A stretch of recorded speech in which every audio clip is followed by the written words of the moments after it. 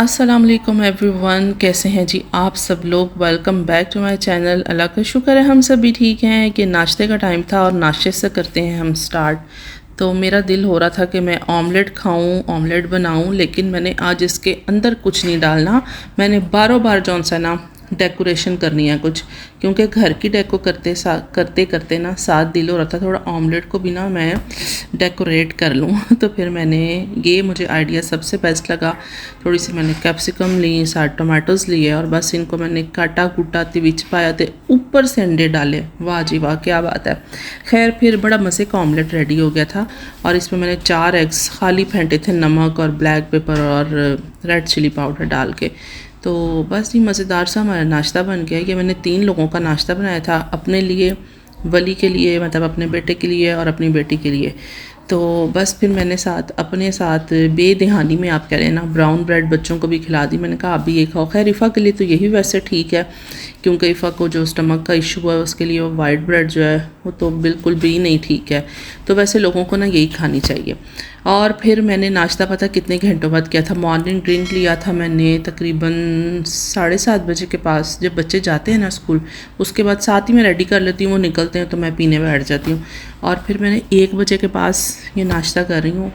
थोड़ा सा मैं सो गई थी, सोकर उठी हूँ तो उठते साथ यही था कि बस ना ये भी काम कर लूँ, वो भी कर लूँ, तो वो भी कर लूँ। इसी चक्कर में 1 बज गया था जनाब। फिर साथ ही मैंने अपने लिए चाय रखी, कोई मैंने इंतज़ार नहीं किया कि कहवा रेडी होगा। मैंने कहा चलो फिर आज ऐसे ही जाने दो ना। चाय भी मैंने यही सोचा था कि ज़रा स्ट्रॉन्ग पीनी है, तो मैंने रख के नाश्ता शुरू किया। उतने में 1 कप चाय जो है बन गई। और मज़े की बात है, मैंने वली के लिए साथ बनानी थी, वो मैंने बनाई नहीं।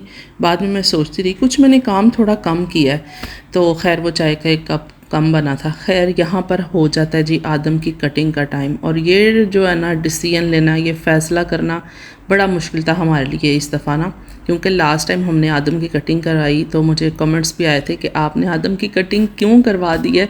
और वाकई हम नहीं करवाना चाहते थे तब भी, क्योंकि आदम को बड़े बाल बहुत ज़्यादा सूट करते हैं। तो किंडरगार्टन वाले एक्चुअली कहना शुरू कर देते हैं कि भाई ज़ाहिर है वो बच्चा डिस्टर्ब होता है ना, तो वो भी डिस्टर्ब होते हैं। और गर्मी यहाँ पर इतनी ज़्यादा पड़ रही है, आज सिर्फ 1-2 दिन के लिए ऐसा वेदर आता है, मौसम ऐसा होता है, टेम्परेचर ऐसा हो जाता है, आप कह लें कि ना आवाम तंग पड़ जाती है 1-2 दिन में ही। तो खैर बस फिर उन्होंने कहा कि अब आदम से उन्होंने कहा कि देखो तुम्हारी आइज़ में बाल जा रहे हैं, तुम डिस्टर्ब हो रहे हो।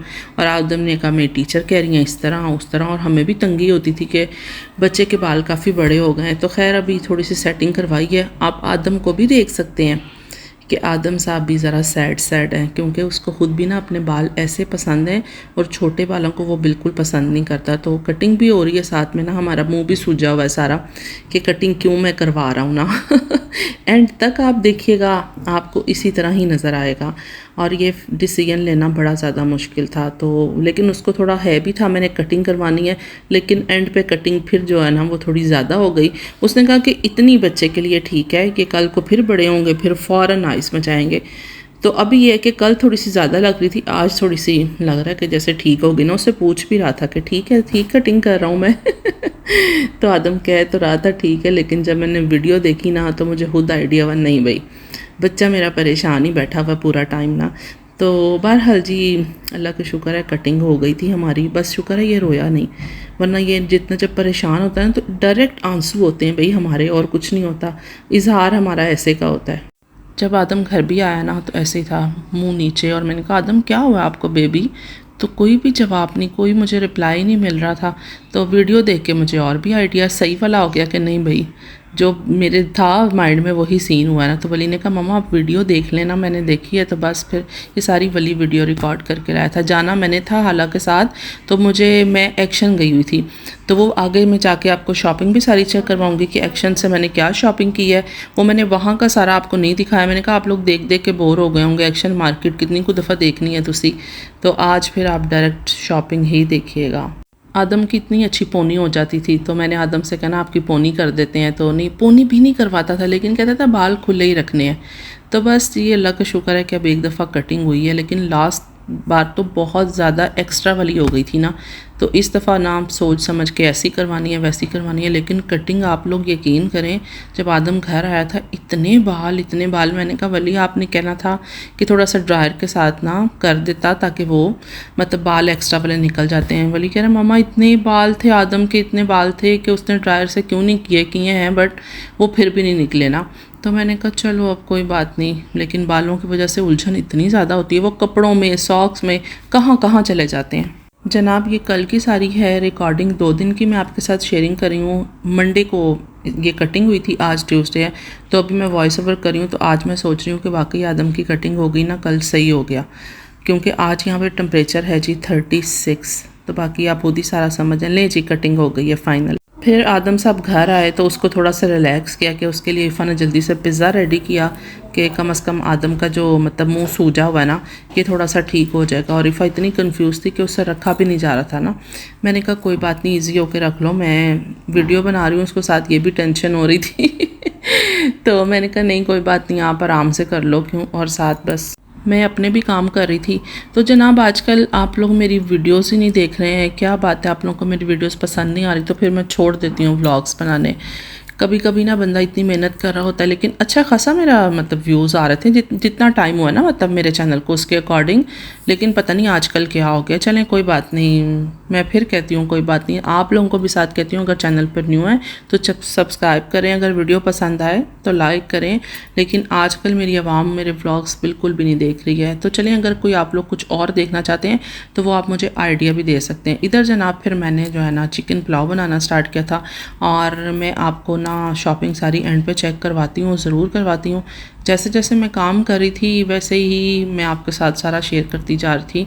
तो खाना बनने के लिए मैंने ऊपर रख दिया था, साथ मैंने जनाब सोचा कि चटनी भी बना लेती हूँ, साथ ही जो रायता होता है ज़ीरे का और ग्रीन चिलीज़ का। धनिया घर में ये 2nd वीक स्टार्ट हो गया हुआ है, और मैं कहती हूँ कि समझ नहीं आ रही है मुझे कि इस बार मैं कैसे भूल जाती हूँ। वीकेंड गुजरा उसको भी भूल गई, अभी कल मंडे भी था, आज ट्यूसडे है, आज भी भूल गई। अभी हो सकता है यहाँ पर टाइम हो रहा है 5:34, और 8 बजे जो हमारे पास सिरपा सेंटर है वो बंद होता है।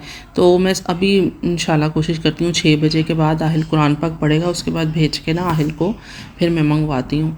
तो बस ना मुझे धनिया याद नहीं रहता, और आजकल इसीलिए ना खानों के ऊपर कोई रौनक नहीं होती। लेकिन जब सालन पकता है, खाना बनता है, मुझे धनिया याद आ जाता है। जब लाइक चटनी बन रही है तो मुझे धनिया याद आ गया।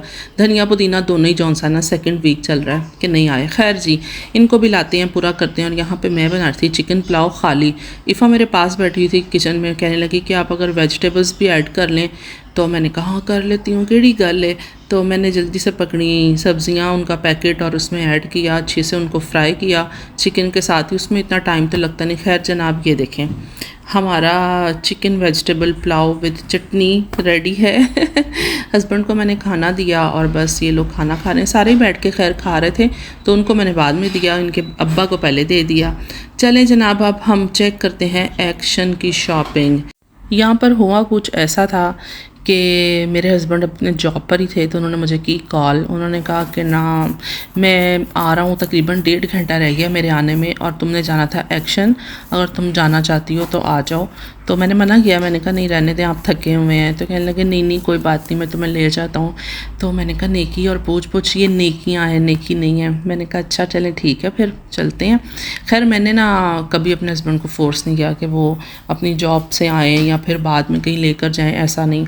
मैं हमेशा कहती हूँ नहीं, वीकेंड को मैं जाऊँगी ताकि आप फ्री होंगे ना। इतनी अच्छी बीवी हो सकती है, मैं अपनी तारीफ़ देख लें यार, खुद ही कर रही हूँ और रियलिटी भी यही है। मैंने कभी भी अपने हस्बैंड को नहीं कहा, क्योंकि मैं देखती हूँ यार आदमी इतना थक जाते हैं, तो क्या उनको दोबारा कोचे में यहाँ लेके जाओ वहाँ लेके जाओ।